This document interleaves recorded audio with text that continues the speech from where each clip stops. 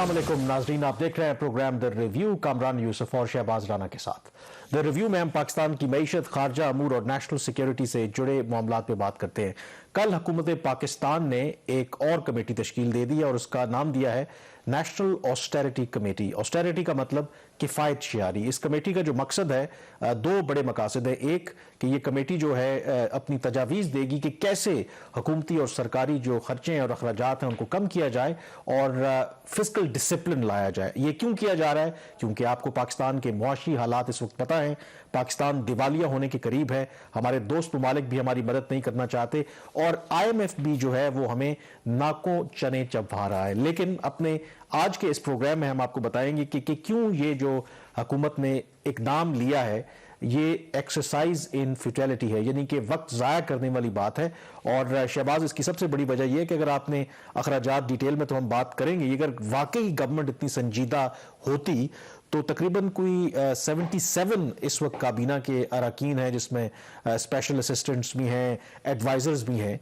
तो अगर गवर्नमेंट वाकई इतनी संजीदा होती तो सबसे पहले इतनी बड़ी काबीना नहीं होनी चाहिए, और वो भी एक ऐसी सूरत में आपको पता है कि 18वीं आईनी तरमीम के बाद बहुत से जो महकमे हैं वो सूबों को चले गए हैं। वैसे ही काबीना इतनी बड़ी नहीं होनी चाहिए। और आपके ख्याल में ये मेरा कहना ठीक है कि ये वक्त ज़िया करने वाली बात है और शायद लोगों को धोखा देने वाली बात है कि जी हुकूमत जो है बड़ी संजीदा है कि जी अखराजात कम करने हैं। अच्छा Kamran, on a serious note, मुझे कभी कभी लगता है कि वज़ीर-ए-आज़म शहबाज शरीफ साहब का ये ख्याल है कि शायद उनका ये आखिरी दौरे हुकूमत है, इसके बाद उन्होंने इक़्तिदार में नहीं आना, क्योंकि लग ऐसे रहा है कि अपने दोस्तों। वैसे तो बात तो ठीक है कि जो इस वक्त हालात हैं कि आपको लगता है कि वो दोबारा आएंगे, तो वो आए तो बेचारे इसलिए थे कि उनको लगता था कि एक प्लान है कि नून लीग को अगले 10 साल के लिए बाहर रखना है, लेकिन अब खुद ही उन्होंने ऐसे काम कर रहे हैं कि शायद 20 साल बाहर रहेंगे। जिस तरीके से लोगों को अकोमोडेट किया जा रहा है कैबिनेट के अंदर, adviser, minister of state, federal minister, मुआवन खसूसी, फिर कुछ लोगों का स्टेटस है मिनिस्टर ऑफ स्टेट का, तो वो जो टोटल नंबर जैसे अभी आपने बोला 77 हो गया, उसके ऊपर एक ट्रेंड चल पड़ा है कि कमेटीज बना दो, हर चीज की कमेटी बना दो। इसकी मिसाल आप ऐसे ले लीजिए कि एक उन्होंने, हालांकि हमारे हालात ऐसे हैं कि हमें वो कमेटी डालनी चाहिए, मतलब कमेटी डालनी चाहिए, डाल के ताकि अपने कर्जे उतारे, लेकिन वो भी उस पर बात करते कमेटी डालने वाले काम हो गया, परचून के ऊपर भी हम कर्जे लेंगे। अब जो सूरत हाल बन रही है उसके तहत जैसे फॉर एग्जाम्पल अभी इन्होंने एक रिफॉर्म्स कमीशन बनाया, रेवेन्यू मोबिलाइजेशन रिफॉर्म्स कमीशन, जिसके चेयरमैन इन्होंने बनाया अशफाक तौला साहब को। तो वो कमीशन एक साइड पे बना दिया, दूसरी साइड पे एक और 6 रुकनी कमेटी बना दी जिसमें इन्होंने मियां मंशा साहब को डाल दिया और एक दो और लोगों को डाल दिया। और उस कमेटी का भी मकसद यही था जी कि रिफॉर्म्स इमीडिएट शॉर्ट टर्म में आपको क्या मैयर्स लेने हैं। तो लगता है कि हुकूमत को कुछ समझ नहीं आ रही कि उसने करना क्या। अब यहाँ पे भी पहले जो खबर की बात कर लेते हैं। कल काबीना की कमेटी नहीं है, ये इन्होंने एक नेशनल ऑस्टेरिटी कमेटी नोटिफाई किया वजारत खजाना ने, और इसके तकरीबन 20 मेंबरान हैं। ज़्यादातर इसमें जो लोग हैं वो हुकूमती जो या तो मिनिस्टर्स हैं या एडवाइजर्स हैं, स्पेशल असिस्टेंट हैं, या फिर जो एक्स ऑफिशियो मेंबर्स होते हैं जैसे सेक्रेटरीज हैं, तो वो उनके मेंबर। लेकिन इसमें जो सरबराही दी गई है इस कमेटी की, नेशनल ऑस्टेरिटी कमेटी की, वो नासिर महमूद खोसा साहब हैं, जिनको नॉमिनेट किया था इमरान खान साहब ने पंजाब की चीफ मिनिस्टर के लिए, केयर टेकर पोस्ट के लिए, लेकिन उन्होंने इनकार कर दिया था। खोसा साहब इस कमेटी के सरबराह होंगे, 15 दिन का उनको टाइम दिया गया है। इसमें एक थोड़ी सी एक जो स्ट्रेंज चीज वो ये है कि जो minister of state for finance हैं डॉक्टर आयशा पाशा, जो मेंबर है नेशनल असेंबली की, उन्होंने ओथ लिया हुआ है डेप्यूटी फाइनेंस मिनिस्टर का, उनको इस कमेटी का को कन्वीनर बनाया गया। मतलब वो नासिर खोसा साहब की सरबराही में काम करेंगी। ये एक बड़ी एक अजीब सी एक बात है कि एक मेंबर ऑफ द पार्लियामेंट, एक मेंबर ऑफ द कैबिनेट है, उनको एक रिटायर्ड ब्यूरोक्रेट के नीचे उनको काम करने के लिए कहा गया। हालांकि प्राइमरीली अगर ये कमेटी बनती भी तो इसकी जो सरबराही थी वो डॉक्टर आयशा पाशा के पास आनी चाहिए थी, बिकॉज ऑफ हर पोर्टफोलियो जो कि फाइनेंस से रिलेटेड करता है। बहरहाल हुकूमत के जिस तरह के बहुत सारे अजीब फैसले हैं कामरान, ये भी एक अजीब फैसला है। बाकी इसके जो कुछ मेंबर्स हैं वो इसमें SAPM ऑन गवर्नमेंट इफेक्टिवनेस, ये भी एक होता है, आपको पता है। हमारे डॉक्टर जाज़ेब खान साहब हैं इसके SAPM, वो इसके मेंबर है। SAPM on finance Tariq Bajwa इसके मेंबर है। Adviser to prime minister on establishment Ahad Cheema साहब वो इसके मेंबर हैं। फिर सेक्रेटरी कैबिनेट है अहमद नवाज सुखेरा साहब, वो भी आपको पता है कि कैंडिडेट हैं PTI के पंजाब की जो है केयर टेकर चीफ मिनिस्टर के लिए, हालांकि अभी वो रिटायर नहीं हुए, तो उनकी नॉमिनेशन वहां पे मुझे थोड़ा सा हैरानगी हुई थी। फिर सेक्रेटरी फाइनेंस है, सेक्रेटरी पावर डिवीजन है, सेक्रेटरी मिनिस्ट्री ऑफ हाउसिंग है।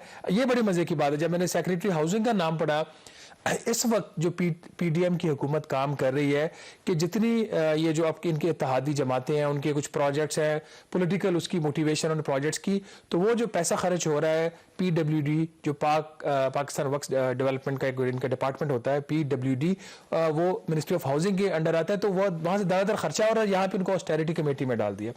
इसी तरह चेयरमैन सीडीए है और चीफ सेक्रेटरीज चारों सूबों के हैं। डॉक्टर कैसर बंगाली इकोनॉमिस्ट वो है, डॉक्टर फारूक सलीम भी इसके मेंबर बनाए गए हैं। डॉक्टर जुबैर खान जो इकोनॉमिस्ट है, अभी हमें प्रोग्राम में ज्वाइन भी करेंगे, उनको भी मेंबर बनाया गया था। उन्होंने बल्कि उल्टा नाराजगी का इजहार किया कि ना तो मेरे से पूछा गया मेंबर बनाने से पहले, और मुझे फोन कर दिया गया जी ये नोटिफिकेशन आ गया तो हम आपको अपना एड्रेस भेज दें, हम आपको फाइल्स भेजेंगे। तो उन्होंने रिफ्यूज कर दिया कि ये कौन सा तरीका काम करने का आप लोगों का। लेकिन इसमें जो इंपॉर्टेंट चीज है ना, देखें बेशतर इसमें तो मेंबर वो हैं जो पार्ट ऑफ द प्रॉब्लम है। देखें ब्यूरोक्रेसी अगर अच्छे तरीके से परफॉर्म करती तो आज हमारा ये हाल होता। इसमें कुछ सियासतदान भी हैं, वो भी आप उनको कह लें, सिवाय एक दो नामों के अलावा बाकी तो सारे वो कौन सी नई एक रेसिपी बताएंगे। अब जो सबसे बड़ा इसका ऑब्जेक्टिव है जी, आपने अपने अखराजात कम करने हैं। अब अखराजात हमारे कैसे कम होंगे? अगर आप मोटी बात बता दें, बजट जो हमारा है इस वक्त 50% तो आप दे देते हैं कर्जों पर जो सूद अदा करते हैं, 26% पीछे जो आप दिफा को चला जाता है, तो ये कोई 76% आपका जितने रेवेन्यू उसका हो गया, तो पीछे बचा 24% और 23 करोड़ का ये मुल्क है। तो क्या उसके अंदर ये गुंजाइश मौजूद है? हालांकि या तो इनका मैंडेट अगर इनको ये दिया है कि वो ये रेकमेंड करें कि दिफा का बजट भी कम करना है या बड़े बड़े इस तरह की भी रिकमेंडेशन, फिर तो मैं मानता हूं। लेकिन अगर वो सब्जेक्ट जो है वो इन्होंने टच नहीं करना, तो क्या इनके पास इतनी गुंजाइश है कि अखराजात हम कम कर सकते हैं? 76% आपने बता दिया। इसमें अब हुकूमत की जो मुलाजमीन है सरकारी, उनकी आप तनख्वाहें डाल रहे हैं, कंपल्सरी एक्सपेंडिचर वो आपका एक्सपेंडिचर होता है, उसके ऊपर आप रिटायर्ड मुलाजमीन जिसमें आपके आर्मी के लोग भी हैं, सिविलियंस भी हैं, उनकी पेंशन डाल लें, तो 90 से 95% आपका जो बजट ऐसा है जिसको आप हाथ भी नहीं लगा सकते। तो ऑस्टेरिटी की और जो ये बात करते हैं, मुझे सम टाइम हैरानगी होती है। ऑस्टेरिटी का मतलब क्या है कि वजीर खजाना के दफ्तर में अगर चाय के 4 कप पिए जाते हैं उसको 2 कर दिया जाए, और अगर दफ्तर में आपकी जो स्टेशनरी है अगर वो उसके 5 बंडल लगते हैं उसको 3 कर दिया जाए, ये ऑस्टेरिटी है। और दूसरी तरफ से आप चुपके से आप बनाते जाए मुआवने खुसूसी प्राइम मिनिस्टर को, जिनको देने के लिए गाड़ियां नहीं है, और कस्टम्स को कहा जाता है कि नॉन कस्टम पेड गाड़ियां पकड़कर उनको गाड़ियां दी जाए। तो ये ऑस्टेरिटी करना चाहते हैं, कौम का मजाक बनाया हुआ इन लोगों ने कि ये समझ। लेकिन आप ये कह रहे हैं एक तरफ गाड़ियां नहीं, लेकिन दूसरी तरफ गाड़ियां तो अगर आप इस्लामाबाद में हम रहते हैं, एक छोटा सा वजीर भी है, छोटा सा कोई अफसर भी है, प्रोटोकॉल उसके साथ नजर आता है, सबज रंग की जो गाड़ियां हैं, अभी भी मार्केट नीचे चले जाएं आपको गाड़ियां खड़ी हुई नजर आएंगी, वहां पे जो शॉपिंग भी हो रही होगी, सब कुछ भी हो रहा होगा। मतलब ऐसा तो नहीं है कि ये जो बाबूज हैं या जो मिनिस्टर्स हैं ये मजे नहीं कर रहे। मतलब अगर जेन्युइनली गवर्नमेंट कुछ करना चाहे, उससे ये तो नहीं है कि पाकिस्तान के मुआशी मसाइल हल हो जाएंगे। एटलीस्ट आप एक राइट मैसेज मेरे ज़हन में आया है, अगर नासिर खोसा साहब ये कर ले तो बड़ी कौम की खिदमत करेंगे, बड़ी बचा है। इनके तकरीबन 20 मेंबरान हैं, हर एक मेंबर को अतवार वाले दिन अतवार बाजार के बाहर खड़ा कर दें, पार्किंग में सरकारी गाड़ियां आती हैं सब्जी लेने के लिए वहां पे।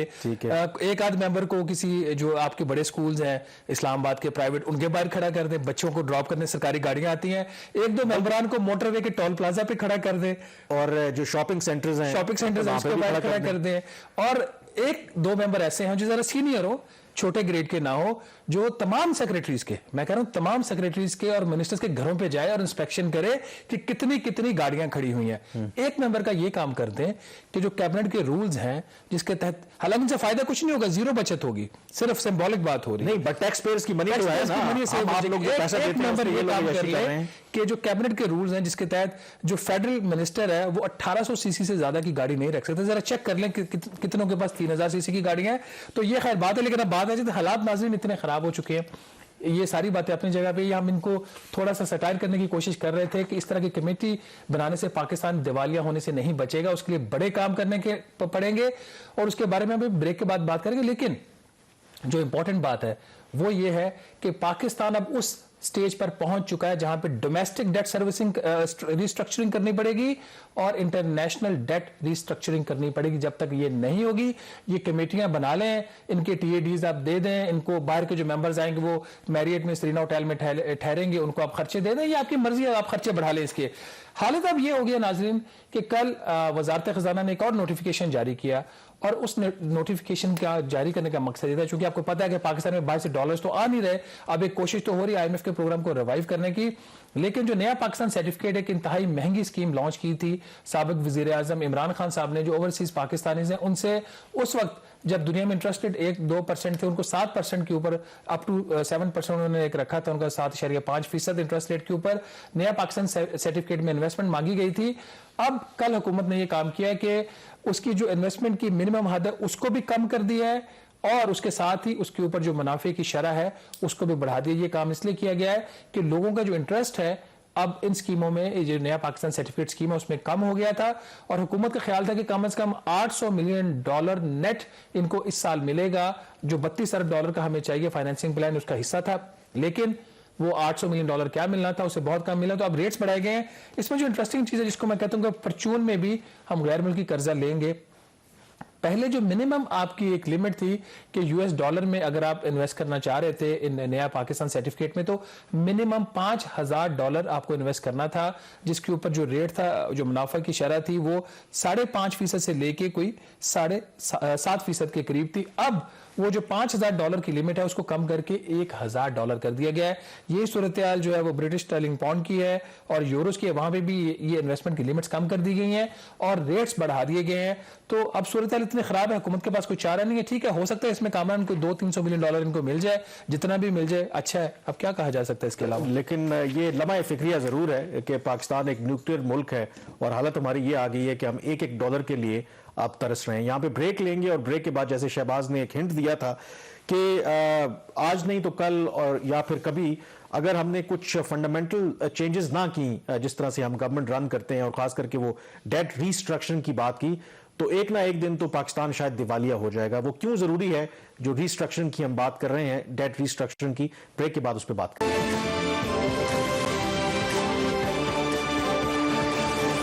ब्रेक के बाद एक दफा फिर आपको खुशामदीद कहते हैं। इस वक्त जाहिर है कि एक ही इशू और एक ही टॉपिक पाकिस्तान में हर कोई डिस्कस कर रहा है, वो पाकिस्तान की मईशत के हवाले से है। और अब हालात इतने ख़राब हो गए हैं, हम बैरूनी कर्ज़ों की तो बात करते ही हैं, कम शायद जो अंदरूनी कर्ज़े हैं उनके बारे में हम कम ही बात करते हैं, लेकिन शायद वक्त आ गया है कि उसके हवाले से भी हमें रिफॉर्म करने की ज़रूरत है, उनको रीस्ट्रक्चर करने की ज़रूरत है। और उसकी वजह क्या है कि शहबाज जो आदाद शुमार हैं पहले 6 माह में, जो फाइनेंशियल ईयर अब जाहिर है कि इस साल के, सिर्फ सूद की मद में, मेरे लिए बड़ा हैरान कुन ये फिगर है, सूद की मद में सिर्फ हमने 2570 अरब रुपए दिए हैं और अभी 6 माह हुए हैं और 6 माह मजीद अभी बाकी हैं। तो ये अगर हालात चलते रहे तो हम तो एक्सटर्नल डेट को रो रहे हैं, ये तो अंदर शामिल है, दोनों शामिल हैं इसमें। इस पे सिर्फ कर्जों के ऊपर सूद की अदायगी है, कर्जों के ऊपर सूद की अदायगी है, प्रिंसिपल अमाउंट की बात नहीं हम कर रहे। अभी जो सूरत हाल ये है कि जितना भी डोमेस्टिक कर्जा आपका मैच्योर हो रहा है वो आप वापस कर रहे हैं नया कर्जा लेके, तमाम का तमाम 100%, ठीक है। और जो इंटरनेशनल लोन्स हैं उसमें कुछ आप नए कर्जे लेके वापस कर रहे हैं और कुछ आप जो हैं आपके पास जो पहले आपके उसमें पड़े होते हैं पैसे, उससे या रोल ओवर करवा रहे हैं या वापस ही आपने उसको नहीं कर पा रहे। इस वक्त पहले बात कर लेते हैं नंबर्स की। जो जुलाई दिसंबर का पहला हाफ था माली साल का, उसके कुछ हमारे पास इब्तदाई नंबर्स आए हैं फिस्कल ऑपरेशंस के। अभी ये इसको हुकूमत ने बाकायदा तौर पर जारी नहीं किया, ये प्रोविजनल नंबर्स हैं, थोड़े बहुत चेंज हो सकते हैं लेकिन काफ़ी ये अलार्मिंग फिगर्स हैं। ये जो डिटेल सामने है उसके मुताबिक पहले 6 माह में हुकूमत का जो खर्चा हुआ है सिर्फ 2 हेड्स के अंदर, एक उसमें दिफा और दूसरा कर्जों के ऊपर सूद की अदायगी, ये 3,208 अरब रुपया हुआ है। ये एक इंतहाई बड़ा फिगर है। अगर सिर्फ हम डेट सर्विसिंग की बात कर लें, इसमें हम जो प्रिंसिपल पैसा है वो वापस नहीं कर रहे, 2,570 अरब रुपया कर्जों के ऊपर सूद की अदायगी में वापस गया है 6 माह में, और ये पिछले साल के इसी 6 माह के मुकाबले में 77% ज्यादा है। उससे ज्यादा खतरनाक बात यह है कि जो पूरे साल का बजट हुकूमत ने रखा हुआ था कर्जों के ऊपर सूद की अदायगी के लिए, वो 3,950 अरब था। उसका ये पहले ही हम 6 माह के अंदर 65% खर्च कर चुके हैं। और ये बात भी ठीक अब लगेगी इसहाक डार साहब की, जो उन्होंने कुछ दिन कही कि ये हो सकता है कि इस साल कर्जों के ऊपर सिर्फ सूद की अदायगी 5,000 अरब रुपए के करीब चली जाए। यानी कि अगर आपका 9,600 अरब रुपए का बजट है तो उसमें आधे से भी ज्यादा सिर्फ सूद की अदायगी में जाएगा। दूसरा, इसके अंदर जो बड़ा हेड होता है वो आपका दिफा का होता है, जो इसमें 6 माह के अंदर खर्चा आया वो 638 अरब रुपया है। इसमें भी तकरीबन 18% के करीब इंक्रीज है। This is again a big number. और बल्कि इसमें 23% इंक्रीज है दिफा के अंदर। पूरे साल का बजट है 1,563 अरब रुपया, लेकिन ये जो 1,563 अरब रुपया ये सिर्फ स्टेटेड डिफेंस बजट है। इसमें armed forces development program, pension का जो पैसा होता है आर्मी का, और कुछ और जो एसेंशियल एक्सपेंडिचर्स होते हैं वो इसमें शामिल नहीं है। तो उसके अगेंस्ट इन्होंने 638 अरब रुपया खर्च किया है 6 माह के अंदर। इसमें 23% इजाफा हुआ है। बात यहाँ पे खत्म नहीं होती। आप देख लें दिफा के अंदर 23% इजाफा खर्चे में, कर्जों के ऊपर सूद की अदायगी के अंदर 77% इंक्रीज। अब कमी कहां से हो रही है? क्योंकि ये 2 ही हेड बचे हैं जिन पे हम खर्च कर रहे हैं, बाकी कहीं पे खर्चा नहीं हो रहा सिवाय तनख्वाहें अदा करने के। जो नॉन डेवलपमेंट एक्सपेंडिचर है इसको निकाल के सूद को और दिफा को, उसमें 15% कमी हुई है पहले 6 माह के अंदर, क्योंकि हर चीज को रोक के इन 2 मद में पैसा दिया जा रहा है। और अगर आप डेवलपमेंट की बात करें, तरक्याती बजट की, बावजूद इसके कि पाकिस्तान में सैलाब आया, उसकी तबाहकारियां हुई, तरक्याती बजट में पहले 6 माह में तकरीबन 50% कमी हुई है। तो कामरान, इतनी अबतर सूरत हाल हो चुकी है कि अब हमें सिर्फ एक ही काम करना है कि बैठ जाए सब जोड़कर और बैंकों से बात करें, अपने क्रेडिटर से बात करें। सबसे पहले डोमेस्टिक बैंक से बात करें कि अब हम कर्जे, कोई डेट रिस्ट्रक्चरिंग हमें करनी पड़ेगी, इसके अलावा आपके पास हल नहीं है। हुकूमत अभी एक नया बजट लाने जा रही है, लगा लें, क्या होगा? और अगर हल नहीं निकलता तो ये अभी तो आप डेवलपमेंट बजट या बाकी जगहों से पैसा उठा के, ये जो एसेंशियल है ना, आप अवॉइड नहीं कर सकते। जो आपने कर्जों की अदायगी करनी है, सूद देना है, और जो दिफा के ऊपर जो खर्चे हैं, लेकिन एक वक्त आएगा कि फिर यहाँ पर भी आपको फिर कॉम्प्रोमाइज करना पड़ेगा, क्योंकि आपके पास जहाँ से पैसे उठा के आप इधर डाइवर्ट कर रहे हैं वो भी खत्म हो जाएंगे। लेकिन इसमें एक जो फैक्टर है जिस पर जाहिर है कि इसी वजह से बहुत ज़्यादा डिबेट भी होती है, और अभी भी IMF का प्रोग्राम अटका हुआ है किस वजह से, कि 2 फैक्टर्स ने आई एम श्योर के रोल प्ले किया होगा। एक जो आपका एक्सचेंज रेट है, दूसरा आपका जो इंटरेस्ट रेट है। ये दोनों चीज़ें जो हैं, इसके बारे में जो IMF है वो कहता है कि आप एक्सचेंज रेट को मार्केट पे छोड़ दें, इंटरेस्ट रेट को मजीद बढ़ाएं। तो इस लिहाज से डू यू थिंक कि ये जो इसहाक डार साहब कहीं ना कहीं जो अभी तक रेजिस्ट करते हैं, ये जो गवर्नमेंट भी करती है, तो शायद उसकी वजूहात ये भी हैं कि फिर जब ये वाला काम करते हैं तो बाकी जो आपके हेड्स हैं वो बिल्कुल इरेटिक हो जाते हैं, हे वायर हो जाते हैं। ये बात ठीक है, इसमें इस हद तक इसहाक डार साहब का ये उस पर व्यू ठीक है कि एक्सचेंज रेट को आप डीवैल्यू करेंगे तो उससे आपका जो इम्पैक्ट आएगा महंगाई पे भी आएगा, और उसके साथ ही जो गैर मुल्की कर्जे आपने अदा करने हैं उसकी अमाउंट वही, अगर आपका $1 अरब वापस करना है तो $1 अरब वापस करने के लिए आपको रुपया ज्यादा चाहिए होगा, जिसको हम कहते हैं कि डीवैल्यूएशन की वजह से $1 भी इजाफी आप जो है उसको लिए बगैर नया कर्जा, तो आपकी जो रिक्वायरमेंट्स है वो बढ़ जाती है। डीवैल्यूएशन का इतना खतरनाक इंपैक्ट होता है। हैविंग सेड दैट, उसका फिर आपको ओवरऑल पिक्चर देखनी पड़ती है ना। ये तो यहाँ पे तो हम मारे जा रहे हैं। यही सूरत हाल आपकी जो है शरह सूद की है। इस वक्त जो शरह सूद है वो 16% है, जो स्टेट बैंक ऑफ पाकिस्तान का इंटरेस्ट रेट है। सोमवार वाले दिन मॉनेटरी पॉलिसी कमेटी की मीटिंग हो रही है। मार्केट की एक्सपेक्टेशन ये है कि कम से कम 1 से 2% इसमें मजीद शरह सूद में इजाफा हो सकता है। IMF की भी ये डिमांड है। IMF तो एक आपने प्रिंसिपल IMF के साथ तय कर लिया ना कि जो रियल इंटरेस्ट रेट होगा वो आपका पॉजिटिव होगा। वो इस तरीके से कि आज अगर महंगाई की शरह 25% है और जो शरह सूद है वो 16% है, तो आपका रियल इंटरेस्ट रेट -9% है। अब सुबह तो उठ के आप नेगेटिव को पॉजिटिव नो नहीं कर सकते ना, तो ग्रेजुअली आपने फिर उस तरफ बढ़ना होगा। इसमें दूसरा एक बेंचमार्क होता था जो आपका कोर इन्फ्लेशन है। कोर इन्फ्लेशन ये चीज होती है कि उसमें खाने पीने की अशिया और जो आपकी एनर्जी की चीजें होती है उसको माइनस कर देते हैं, क्योंकि उसमें बहुत ज्यादा एरेटिक मूवमेंट होती है।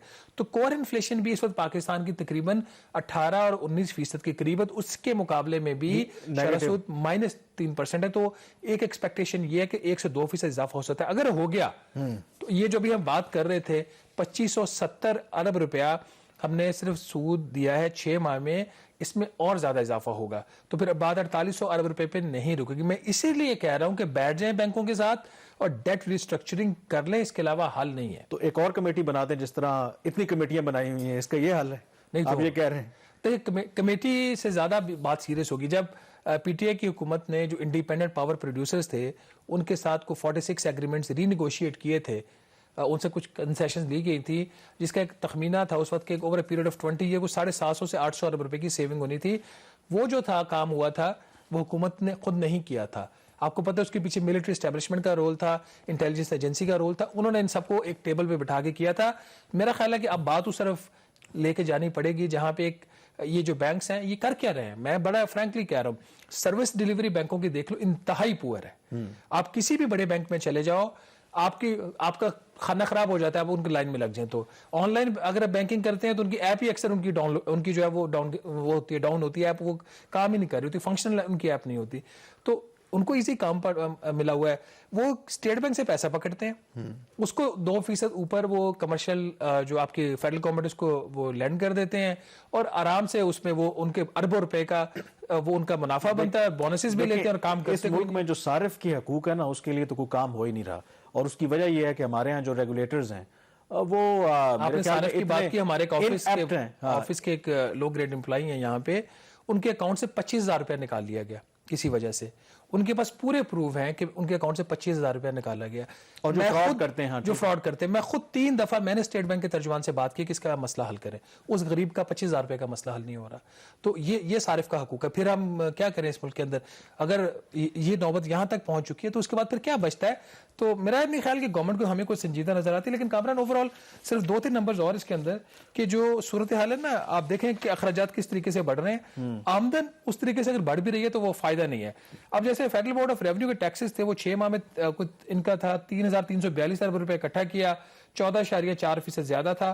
جو نان ٹیکس ریونیو تھا اس میں 949 ارب روپیہ اکٹھا ہوا ہے ان کا، اور یہ بھی کوئی 33% اضافہ ہے۔ لیکن جو ناظرین، جب صوبوں کو ہم پیسہ دے دیتے ہیں، ان کا جو شیئر ہوتا ہے نیشنل فائنانس کمیشن اوارڈ کے بعد، اس کے بعد جو نیٹ آمدن تھی وفاقی حکومت کی وہ 2,500 ارب روپیہ تھی۔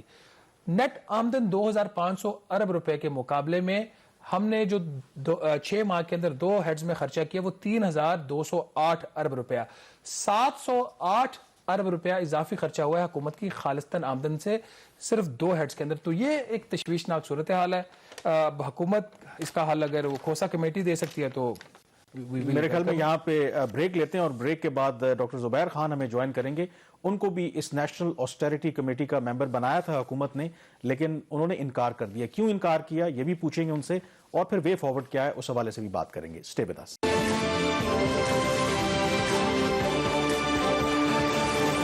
بریک کے بعد ایک دفعہ پھر آپ کو خوش آمدید کہتے ہیں۔ اسلام آباد اسٹوڈیوز میں ہمیں جوائن کیا ہے ڈاکٹر زبیر خان صاحب نے، well known economist, commerce minister بھی رہے ہیں۔ اور ڈاکٹر صاحب، سب سے پہلے سوال تو آپ سے یہ ہے کہ شروع میں ہم نے ذکر کیا نیشنل آسٹیرٹی کمیٹی کا، اور آپ بھی اس کے ممبر تھے، آپ کو بھی گورنمنٹ نے نامینیٹ کیا تھا، لیکن آپ نے انکار کر دیا اس کمیٹی کا حصہ بننے میں۔ اور ایک تو کیا وجہ ہے؟ آپ کو لگتا ہے کہ یہ اس کا کوئی فائدہ نہیں ہوگا، یہ وے فارورڈ سجیسٹ نہیں کر سکتا جو پاکستان کے اس وقت اکنامک کرائسس ہیں؟ جی شکریہ۔ دیکھیے، میں نے تو ایک تو انہوں نے میرے سے پوچھا بھی نہیں، اس میں بغیر پوچھے ڈال دیا۔ میں نے جب شہباز شریف صاحب سے جب ملاقات ہوئی تھی کسی فنکشن کے اوپر، میں نے اس وقت بھی ان سے کہا تھا کہ یہ جو آپ چھوٹی موٹی چیزیں کریں اس سے کچھ نہیں بنتا۔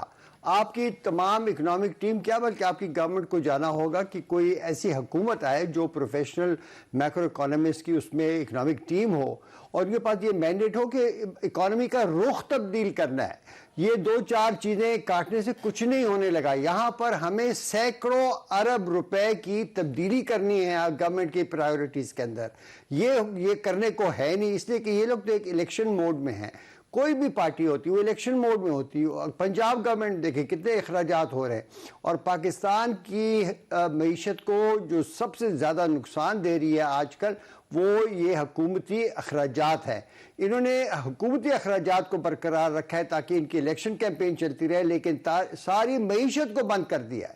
ابھی آپ دیکھ رہے ہیں کہ یہاں تک کہ ابھی دوائیوں کے لیے بھی جو فیکٹریاں وہ بھی ان کو بھی بند کرنا پڑ رہا ہے۔ آج میں نے پڑھا ہے کہ جو شپنگ کمپنیز ہیں وہ کہہ رہی ہیں ہماری پیمنٹس اگر نہیں ہوئی ڈالرز میں ریمٹ باہر تو ہم مکمل سروس بند کر دیں گے. پاکستان بالکل ایک کیٹسٹرافک ڈیفالٹ کے بالکل کنارے پر کھڑا ہے. تو یہ چھوٹی موٹی آسٹیریٹی کا جو لفظ ہے نا یہ بذات خود اس کے لیے غلط ہے, اور میں اس حکومت کی غلط پالیسی میں اس کا حصہ بننا ہی نہیں چاہتا. اچھا ڈاکٹر صاحب, جس قسم کا اکنامک کرائسس ہے جس میں سے ہم گزر رہے ہیں, اور آپ نے بالکل صحیح کہا کہ کیٹسٹرافک ایک ڈیفالٹ کے کنارے پہ کھڑے اور کوئی ریئلائزیشن نہیں ہے, آپ کیا سمجھتے ہیں کہ جو ڈیٹ ریسٹرکچرنگ ہے, چاہے پرٹیکولرلی ڈومیسٹک ڈیٹ ریسٹرکچرنگ اور فورن ڈیٹ ریسٹرکچرنگ, کیا یہ ایک ون آف دا آپشنز ہو سکتا ہے اور اس کے پراسپیکٹس کیا ہیں؟ جناب دیکھیے, جو اس وقت جو بڑا کرائسس جو امیڈیٹ ہے نا وہ تو ہے فورن ڈیٹ کی ریسٹرکچرنگ. ہمیں مان لینا چاہیے کہ تو ہو نہیں چاہیے. آج سے کچھ 6-8 مہینے پہلے جب ہماری ریزرو جو تھے وہ اتنے کم ہو چکے تھے, تب سے میں کہہ رہا ہوں کہ ہم we are already almost in default, کہ جو اسکیڈیولڈ ری پیمنٹ ہے اس کے برابر ہو ہی نہیں سکتی تھی, تو ہمیں چاہیے تھا اسی وقت ہم ریسٹرکچرنگ مانگتے, بجائے اس کے کہ ہم نے یہ پولیٹیکل وجوہات سے اس چیز کو زندہ رکھا اور یہاں پر تمام معیشت بند کر دی. جو نقصانات ہمارے ایکسپورٹ سیکٹر کو ہوئے ہیں وہ میرے خیال میں یہ جتنے ڈیٹ کی ری پیمنٹ ہے اس سے زیادہ ہوئے ہیں. ایک دفعہ مارکیٹ آپ کھو بیٹھے ایکسپورٹ مارکیٹ میں, اس کو دوبارہ حاصل کرنا بہت ہی دشوار ہوتا ہے. جو ریسٹرکچرنگ ہے وہ ایکسٹرنل. انٹرنل کے لیے میں یہ کہوں گا, یہ میں مسلسل کہتا آ رہا ہوں 3-4 سالوں سے, میری پٹیشن ہے سپریم کورٹ میں کہ انٹرسٹ ریٹ پالیسی جو پاکستان کی ہے اس نے پاکستان کو لے ڈوبا ہے. 4 ٹریلین روپیز کی وہ پیمنٹس ہے ان دا بجٹ, 4,000 ارب روپے کی, یہ ہم نے اپنی ڈومیسٹک کمرشل بینکس کو دے رہے ہیں, اور ابھی آئی ایم ایف کہہ رہے اور بڑھاؤ. یہ آئی ایم ایف کی پالیسی کی سب سے بڑی اس میں مسٹیک ہے, اور اس کو چونکہ ہماری سائڈ پہ اکنامک ٹیم بڑی ویک ہے یہ اس کو آرگیو نہیں کر سکے. لیکن آپ ڈاکٹر صاحب یہ بات کر رہے ہیں, آپ نے آئی ایم ایف کی بات کر ہی دی, تو اس کا مطلب ہے کہ یہ جو گورنمنٹ ہے, ایک وجہ تو یہی ہے نا کہ یہ جو ریزسٹ کر رہی ہے, کیونکہ ان کا خیال ہے کہ اگر آئی ایم ایف کی جو شرائط ہیں ان پر مانا جاتا ہے تو مزید پاکستان کی معیشت جو ہے اس کا بیڑا غرق ہوگا, عوام پر مزید بوجھ پڑے گا. تو اس لحاظ سے ڈو یو تھنک کہ اگر اتنا اس میں تاخیر ہو رہی ہے تو اس گورنمنٹ کا اس حوالے سے سٹانس ٹھیک ہے؟ نہیں جناب, دیکھیں گورنمنٹ کا جو سٹانس ہے نا وہ باقی اقدامات پر ہے. انٹرسٹ پیمنٹ کے اوپر تو انہوں نے کچھ کہا ہی نہیں ہے, وہ تو ان کی جیب سے جا ہی نہیں رہا, وہ تو جناب بجٹ کے اس میں سے دیتے جا رہے ہیں. ان کا ہے آن گیس کی جو ٹیرف ہوگی, جو الیکٹریسٹی کی ہوگی, جو ٹیکسز کا ہوگا. میں آپ کو بتاؤں ایکسچینج ریٹ بھی, ایکسچینج ریٹ کے دیکھیں, ایکسچینج ریٹ تو لازمی مارکیٹ بیسڈ ہونا چاہیے, ورنہ آپ کی ریزرو تو ہے نہیں اس کو کنٹرول کر سکے. بات یہ ہے کہ ابھی آپ کو میں ایک مثال دوں, اوگرا نے ابھی پچھلے 2-3 ہفتے کے اندر ہی کی بات ہے کہ انہوں نے جو اوگرا کی طرف سے جو الاؤڈ وہ ہیں جو لاسز ہیں ٹو دا 2 زون نے, ابھی پچھلے 2-3 ہفتے کے اندر ہی کی بات ہے کہ انہوں نے جو اوگرا کی طرف سے جو الاؤڈ وہ ہیں جو لاسز ہیں ٹو دا 2 زون کمپنیز کے لیے, وہ 6 سے 12% اور 18% پہ لے گئے ہیں. کہ یعنی کہ یہ جو چوری ہو رہی ہے اس کو انہوں نے ریگولرائز کر دیا. آخر اس کے پیسے کون بھرے گا؟ تو آئی ایم ایف کہہ رہی ہے کہ اس کو وہ کرے. حکومت کا کام تھا کہ ان کو کم کرتے بجائے اس کے کہ عوام پر بوجھ ڈالتے. اسی طرح بجلی میں 22% کے قریب لاسز ہیں, تو یہ ٹیرف بڑھانے کی بجائے بلکہ ہماری بجلی کے ریٹ کم ہو سکتے تھے. اسی طرح ٹیکسز وہ اس لیے کہہ رہے ہیں بڑھائے کہ جب وہ دیکھ رہے ہیں کہ یہ لوگ الیکشن موڈ میں ہیں اور اتنے اخراجات کر رہے ہیں اور اس کو پیچھے نہیں ہٹ رہے, تو کہہ رہے ہیں اچھا ٹیکسز بڑھاؤ. ڈاکٹر صاحب اس میں اب فائنلی حکومت نے کہا جی کہ ہم نے ان کو فارملی انوائٹ کر لیا I M F mission chief کو کہ آپ اگلے ہفتے پاکستان آئے اور مذاکرہ شروع کرتے ہیں. آپ کے خیال میں یہ بات بس ہو گیا فیصلہ, ہم نے ان کو بلایا وہ آ جائیں گے, یا ابھی بھی اس میں ifs and buts ہیں بہت زیادہ؟ جناب دیکھیے, صرف مذاکرات ابھی کیا, انہوں نے تو اپنے جو ڈیمانڈز ہیں ان کی پالیسی کی نظر میں دیکھیں نا, آپ نے دیکھنا ہے کہ ان کی جو بھی ڈیمانڈز ہیں they are in the context of government policies.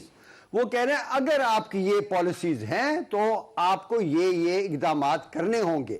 اب میرے خیال میں انٹرسٹ ریٹ کی جو ہے وہ تو irrational ہے, اور اس پر یہ انہوں نے سٹینڈ نہیں لیا. باقی جو ہیں یہ لوگ اپنے انہوں نے اگر کوئی چینجز لانے ہیں تو یہاں کر دیتے, آج ہی اوگرا کر دے کہ جناب نہیں 6% پر رہے گے لاسز, ہم نے ریکور کرنی ہے, یہ پریزنٹ کریں گے آپ IMF کو تو وہ مان جائیں گے, کہیں گے ٹیرف مت بڑھاؤ. اسی طرح بجلی کے مد میں اگر انہوں نے اس قسم کے اقدامات کرنے, لیکن یہ حکومت جو ہے یہ تو صرف الیکشن کے بارے میں سوچ رہی ہے کہ کتنے ممبرانوں کو ڈسکوالیفائی کریں, کسی کو آنے دیں. یہ ان کی تو پولیٹیکل اور مورل اتھارٹی ختم ہو گئی ہے. لیکن ڈاکٹر صاحب جو اس وقت پاکستان کے اکنامک چیلنجز ہیں, بہت سے لوگوں کا خیال ہے کہ ہم اب ایک بند گلی میں چلے گئے ہیں. ہمارے جو دوست ممالک یوزلی جو ہماری مدد کیا کرتے تھے, سعودی فائنانس منسٹر کا جو سٹیٹمنٹ ہے ہمارے سامنے ہے کہ اب وہ بھی کہتے ہیں کہ اب جو کیش گرانٹس ہیں وہ ہم اپنے دوست اور اتحادی ممالک کو نہیں دیں گے, ان کو ریفارمز کرنا پڑے گی. تو یہ جو صورتحال ہے, الیکشن ہو یا نہ ہو, جو گورنمنٹ بھی آتی ہے, ڈو یو تھنک کہ ہمیں ریڈیکلی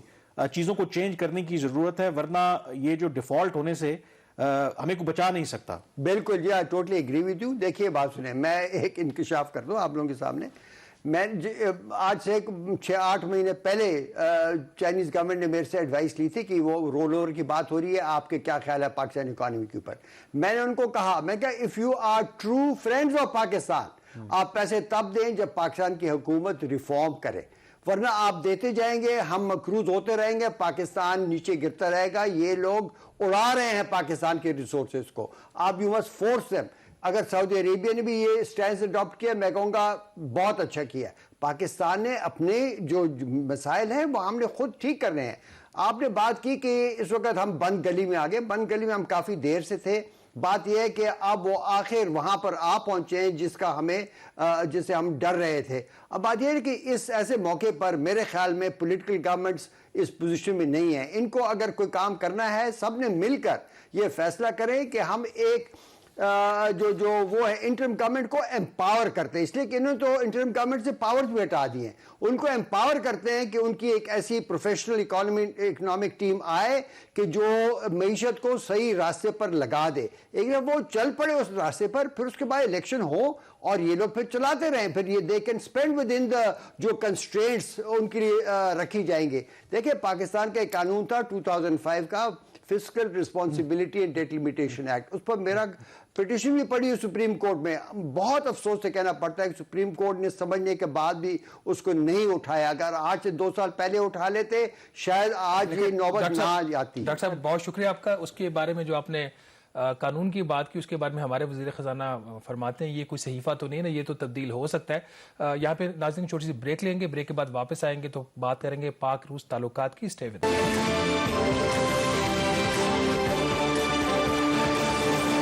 جی. بریک کے بعد ایک دفعہ پھر آپ کو خوش آمدید کہتے ہیں. جو معاشی بحران چل رہا ہے, اچھی خبریں تو نہیں آ رہی, لیکن کل ایک کچھ امید افزا خبر ضرور آئی کہ پاکستان اور روس کے درمیان اصولی طور پر یہ آپ کہہ سکتے ہیں کہ ایک معاہدہ ہو گیا ہے کہ پاکستان اب روس سے جو تیل ہے وہ درآمد کرے گا. یہ ظاہر ہے کہ ایک کنٹروورشل ایشو ہے کئی لحاظ سے. نمبر 1 اس کی وجہ یہ ہے کہ پاکستان اور روس کے جو بھی تعلقات ہوں, کیونکہ روس کے اوپر کئی لحاظ سے جو مغرب نے پابندیاں عائد کر رکھی ہیں, ان کے ساتھ اس طرح سے فائنینشل ٹرانزیکشن کرنا ایک بہت بڑا چیلنج ہے. اور ماضی میں اگر آپ دیکھیں تو سابق وزیر اعظم عمران خان نے یہی الزام عائد کیا تھا کہ ان کو امریکی سازش کے ذریعے کیوں ہٹایا گیا, کیونکہ وہ رشیا کے ساتھ تعلقات کو پرسو کرنا چاہتے تھے, وہاں سے تیل اور جو انرجی پروڈکٹس ہیں وہ وہاں سے امپورٹ کرنا چاہتے تھے. لیکن اب شہباز اس حوالے سے جو 2 روزہ انٹر گورنمنٹل جو کمیشن کی میٹنگ ہوئی ہے, اس میں ایٹ لیسٹ پازیٹیو سائنز ہیں. کم از کم جو رشیا کے انرجی منسٹر ہیں ان کا تو یہی کہنا ہے کہ ایک ڈرافٹ ایگریمنٹ جو ہے وہ تو تیار کر لیا گیا ہے, جس میں ظاہر ہے کہ ٹرانسپورٹیشن کے ایشوز ہیں, انشورنس ہے, پیمنٹس ہیں اور کتنا والیوم ہے, اس طرح کے چیزوں کو سارٹ آؤٹ کیا گیا. اور ٹارگٹ یہ کیا گیا کہ ٹائم لائن بنا دی گئی ہے کہ مارچ تک تمام یہ موڈیلٹیز طے کر لی جائیں اور اس کے بعد پاکستان جو ہے وہ روس سے تیل جو ہے وہ امپورٹ کرے. اب اس میں جو سب سے اہم جو میرے خیال میں امپورٹنٹ پہلو ہے کہ پاکستان پہلے بھی چاہتا تھا کہ یہ کام کرے, لیکن ان کو پیسے کیسے دے. اب اس حوالے سے سنا ہے کہ جو روس یہ کہہ رہا ہے کہ جو بھی فرینڈلی کنٹریز ہیں ان کی جو کرنسی ہے اس میں اگر پاکستان ان کو پے کر دے تو اس کے لیے وہ تیار ہیں. تو ڈو یو تھنک کہ یہ قابل عمل ہے, یا ابھی بھی ماضی میں بھی بڑے جیسے سٹیم گیس پائپ لائن کا 2015 سے پروجیکٹ جو ہے وہ ابھی بھی پینڈنگ ہے, ہمیں امید رکھنی چاہیے کہ یہ واقعی اس میں بریک تھرو ہو جائے گا اور امپلیمنٹ ہو جائے دیکھیں گا؟ کامران، اگر کوئی بھی ریاست کوئی کام کرنا چاہے تو وہ کر سکتی ہے. ہمارا مسئلہ یہ کہ ہمارا بیوروکریٹک پروسیس اتنے سلو ہیں کہ اس میں کوئی بھی جو سیریس ڈیولپمنٹ ہے وہ نہیں ہو پاتی. یہ ہو سکتا ہے، کمبرسم ضرور ہے. فار ایگزامپل چین اور روس کے تعلقات بہت اچھے ہیں، دونوں کی تجارت بھی بے تحاشا ہے، اور پاکستان اور چین کے درمیان جو ہے کرنسی سواپ ایگریمنٹ ہے ایک کوئی $4.6 بلین کا. دوسرا ہمارا ایگریمنٹ اسی قسم کا ایک ٹرکی کے ساتھ بھی ہے. تو ان دونوں ممالک کے آگے تعلقات اچھے ہیں. تیسری ایک ہمارے پاس آپشن یہ ہے کہ سعودی عرب کے ساتھ اس طرح کا کوئی ہم ارینجمنٹ کر سکتے ہیں، بٹ پرائمریلی لیکن مسئلہ یہ ہے نا کہ وہ جو $4.6 بلین کا کرنسی سواپ ایگریمنٹ ہے وہ ہم نے پیسہ وڈرا کر کے اس کو بھی ہم نے استعمال کر لیا ہے. تو but that's a separate thing. اگر اس کے اندر کوئی اسپیس یہ نکالنا چاہے تو نکال سکتے ہیں. یہ it is easier said than done کہ کوئی 30 سے 35% یہ جو ہے یہ اپنا ڈائیورٹ کریں گے. اس سے اوور آل آپ کو اس طرح کی سیونگ تو نہیں ہوگی. سیونگ جو آپ کی ایک ہو سکتی ہے کہ یہ کتنے % ڈسکاؤنٹ دیتے ہیں حکومت کو اس تیل کے اوپر جو ہم رشیا سے خریدیں گے.